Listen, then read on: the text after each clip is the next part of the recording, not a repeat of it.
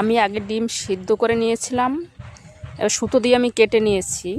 ডিম সিদ্ধ এই করে আগে কলা পাতা এনে রেখেছিলাম। আমার বর কলা পাতায় ভাজা খুব ভালো খায়, যেন বলেছে কলা পাতায় ডিম পাতুরি করো।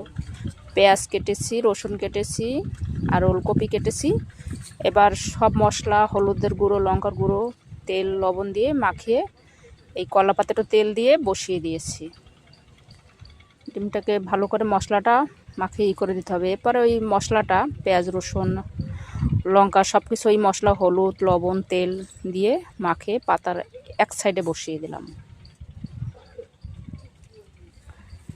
এবার কড়াইয়ে মিডিয়াম পাওয়ার দিয়ে নিচে একটা পাতা দিয়ে বসিয়ে একটু জল দিয়ে ঢাকা দিয়ে দিচ্ছি। কম পাওয়ার দিয়ে নিতে হবে। এই পাতাটা ঘুরিয়ে ঠুরিয়ে নিচের একটা পাতা আছে, একটু তেল দিয়ে নিচে একটা পাতা আছে, পাতাটা তুলে নিয়েছিলাম। এবার আরেকটা কলা পাতায় তেল দিয়ে ঢেলে,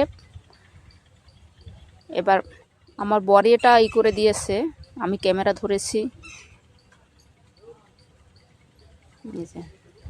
এইভাবে উল্টে নিয়েছে,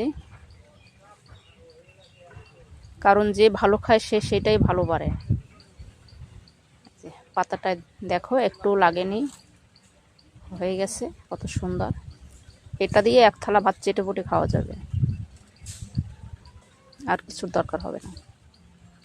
কিন্তু এটা কম পাওয়ার দিয়ে নিতে হবে। ওই যে পাতাটা বের করা হয় সেটা কম পাওয়ার না দিলে